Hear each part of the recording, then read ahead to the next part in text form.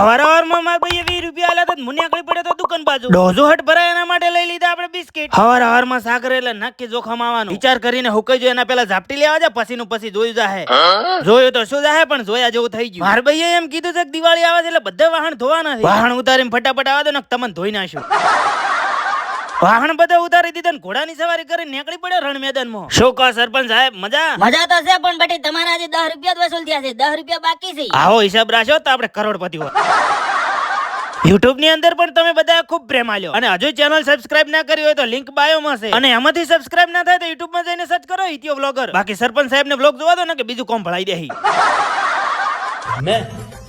मैं बाबा टिल्लू અને એના મોટા ભાઈ ની ગાય ને ભાજી જીતું શેગડું. વાહ ભાઈ વાહ. ચમ ભાઈ દેખાતા નથી. તાર આગળ જોઠો નહીં બોલું પણ તાર ભાભી હે ને મિનિટ નો હિસાબ માંગે.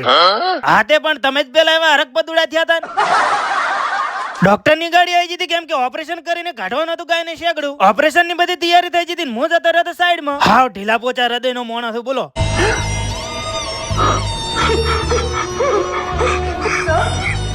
બાકીના 10 રૂપિયા વસૂલ કરાવવા માર ભાઈએ પકડાઈ જીધી હતી હાથમાં હાવેણી. આ મફત નું ખાવાની આદત મને કોક દાડો ટપકાઈ નાખશે.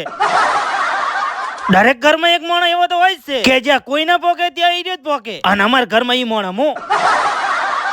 1.5 કલાકની મહેનત બાદ ગાયનું ઓપરેશન સક્સેસફુલ થઈ ગયું હતું. ભાઈ આ વાહન તો મેલા થયા હતા કોઈ દાડો કોમમાં તો આયા નથી. બટી આ કોમમાં ના આવી આયરે 100 મહિને ધોવાના ને પાછા અભરાઈ ઉપર ચડાઈને મિલ જવાના. હા ઈ તો છેલ્લા 10-15 વર્ષથી હું સડાውን ઉતારું છું. કોમ કરીને હું મેલો થઈ જતો મેં કરી લીધો હાબુન મેલો. This is my follower. હોજ પડી જઈને હું આવી જો ઓડી પ્રજા પાસે. અલ્યા મારા તો 4 છોકરા છે. હા તે તું ચિંતા મત કર ભાઈ હું તારા ગ્રુપનો મોણ જ છું. હારું તમે બેહો મારે માર બૈરા જોડે હાજરી પુરાવા જવું પડશે. લાઈક ને ફોલો કરી નાખજો હું હવે ઘૂંટી જાઉં.